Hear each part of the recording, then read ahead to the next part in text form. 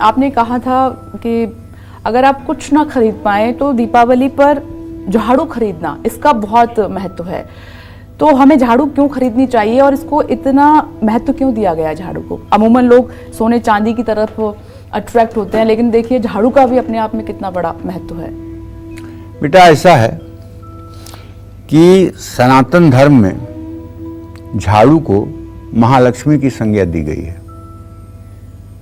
इसीलिए कभी पैर से झाड़ू इधर से उधर नहीं सरकाना चाहिए। जो लोग पैर से झाड़ू छू देते हैं वो समझ लो कि अपने दुर्भाग्य को निमंत्रण देते हैं।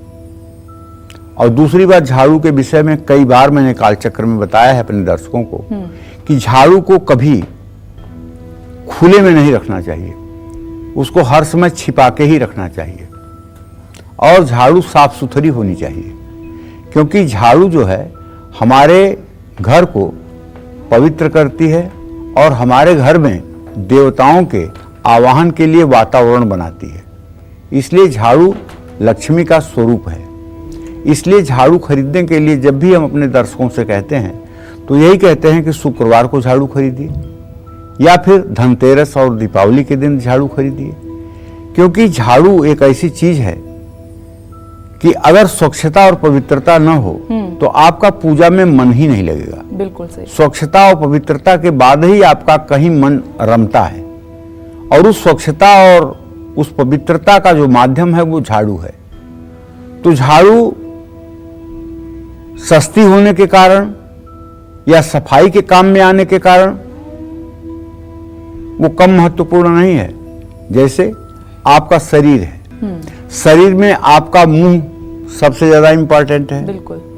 सारा भोजन, सारा आहार, सारा सम्मान, सारा मुकुट सर पे ही चढ़ता है। उसके बाद आपका वक्षस्थल और हाथ आते हैं, उसके बाद आपकी कमर आती है। लेकिन पूजा किसकी होती है? पूजा पैरों की ही होती है। चरण ही धोए जाते हैं, गुरु के चरण, माता पिता के चरण, चरण ही छुए जाते हैं। क्यों? चरण तो सबसे नीचे है, तो फिर इसकी पूजा क्यों होती है? फिर चेहरे की ही पूजा होनी चाहिए। उसी तरह से गृहस्थ जीवन में झाड़ू सबसे नीचे का स्टैंड है, ये मैं मानता हूं, लेकिन पूजा उसी की करनी है, ध्यान उसी पर देना है। सम्मान का कारण वही है, लक्ष्मी का कारण वही है। जैसे शरीर में सारे बताओ, पैर में कौन सा मस्तिष्क है? मस्तिष्क तो सर में है ना। पूजा तो दिमाग की होनी चाहिए ना, फिर चरण की पूजा क्यों होती है?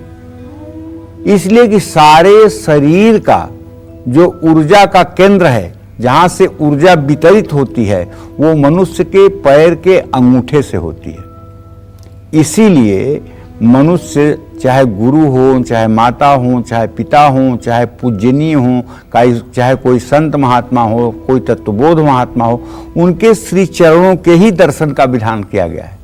गोस्वामी तुलसीदास जी ने तो यहाँ तक लिखा है कि श्री गुरु पद नख मणिगण ज्योति सुमिरत दिव्य दृष्टि ही होती। गुरु के चरणों का जो नख माने नाखून है, उसके स्मरण मात्र से दिव्य दृष्टि प्राप्त होती है। ये दिव्य दृष्टि क्या है? न देख सकने वाली चीजों को भी आपके अंदर देखने की सामर्थ्य आ जाए, इसको कहते हैं दिव्य दृष्टि।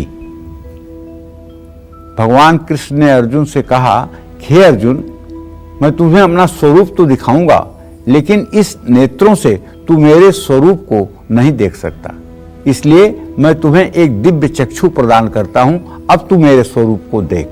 जी ठीक है। तो जब हम पैरों की पूजा करते हैं तो उसी तरह से सनातन धर्म बड़ा ही लॉजिक, बहुत ही मतलब कि एकदम सिद्धांतों के ऊपर खरा उतरने वाला है। तो इसीलिए झाड़ू को भी लक्ष्मी की उपमा दी गई है और लक्ष्मी की तरह ही इसके साथ व्यवहार करने की बात की गई है। जानती हो, झाड़ू को कभी जलाना नहीं चाहिए, कभी भी झाड़ू को जलाना नहीं चाहिए। हाँ, उसे आप शनिवार के दिन कूड़े में निकालकर डाल सकते हैं, लेकिन झाड़ू को जलाना सख्त मना किया गया है हमारे शास्त्रों में। झाड़ू और बांस, दो चीज अगर आपने जला दिया तो सब कुछ जला दिया, कुछ शेष बचने वाला नहीं है। पंडित, जैसा आपने कहा कि झाड़ू को माँ लक्ष्मी की संज्ञा दी गई है, वो माँ लक्ष्मी का ही स्वरूप है, इसलिए पूजते हैं हम झाड़ू को। तो हम घर का कूड़ा फिर कैसे साफ कर सकते हैं झाड़ू से, कि उनका स्थान तो मंदिर में है, दिल में है। अब बेटा जैसे लक्ष्मी तो पैसे में भी होती है, होती है कि नहीं होती? फिर लक्ष्मी से हम दवाई कैसे खरीद सकते हैं? लक्ष्मी से हम दवाई कैसे खरीद सकते हैं? लक्ष्मी से हम भोग विलासिता की सामग्री कैसे खरीद लेते हैं? तो नहीं ठीक है ना। भोग विलासिता की सामग्री अगर हम कुछ खरीद रहे हैं, अपने अंतः वस्त्र खरीद रहे हैं, तो ये तो लक्ष्मी का अपमान हुआ ना। तो इस तरह से ये बातें नहीं सोची जाती। जो जितना छोटा काम करता है उसकी उतनी ही ज्यादा महत्व, उतनी ही ज्यादा उसकी इज्जत बढ़ जाती है। और झाड़ू को क्या जोड़े में खरीदें?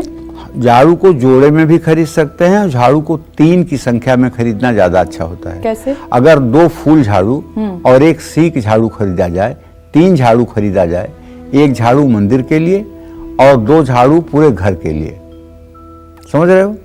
मतलब जिस झाड़ू से आप घर की सफाई करते हैं, वहाँ मंदिर की सफाई आप नहीं कर सकते। मंदिर के लिए आपको अलग से झाड़ू रखनी पड़ेगी। देखिए पंडित जी ने आपको बताया कि झाड़ू आप सोना चांदी कुछ भी धनतेरस पे खरीद रहे हैं, कितनी भी बड़ी आप शॉपिंग कर रहे हैं, खरीदारी कर रहे हैं, लेकिन आप झाड़ू खरीदना मत भूलिएगा, क्योंकि ये माँ लक्ष्मी का रूप है, उनकी पूजा होती है दिवाली पर, आप जानते हैं। और अगर 3 झाड़ू आप खरीदते हैं, 2 फूल वाली और 1 सीक वाली झाड़ू, तो ये बहुत शुभ माना जाता है।